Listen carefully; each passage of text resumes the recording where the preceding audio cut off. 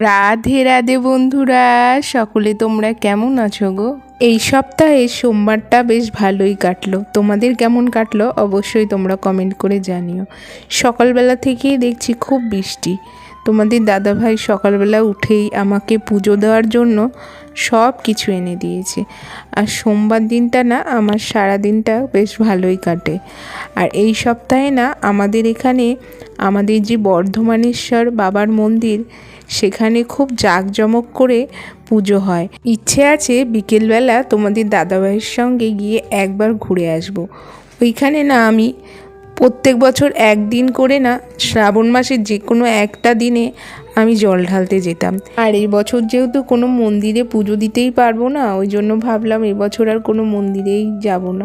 কিন্তু বিকেলবেলা ইচ্ছা আছে একবার ঘুরে আসার, জানো তো, খুব মন টানছিল বাবা বর্ধমানেশ্বরের দর্শন করতে। জানো তো, কাটোয়া থেকে জল নিয়ে এই বাবার মাথায় সবাই জল ঢালতে আসে। তোমাদের মধ্যে কারা কারা বর্ধমানে কাটোয়া থেকে জল নিয়ে বর্ধমানেশ্বরের মাথায় ঢাললে অবশ্যই কমেন্ট করে তোমরা জানিও।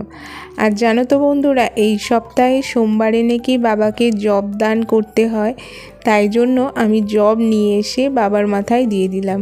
আর জানো তো, এই সোমবারটা আমার খুবই ভালো কাটলো। প্রত্যেকটা শ্রাবণ মাসের আমি চাই প্রতি বছর যেন আমি বাবাকে খুব ভালোভাবে পুজো করতে পারি। আর আমার মহাদেবের কাছে, আমার গোপোষণার কাছে একটাই চাওনা, তোমার ভক্তদের তুমি খুব ভালোভাবে রেখো বাবা। তোমার জন্য কত ভক্ত কত দূর দূরান্ত থেকে জল নিয়ে তোমার মাথায় ঢালতে আসছে। এটা তো তোমার একটা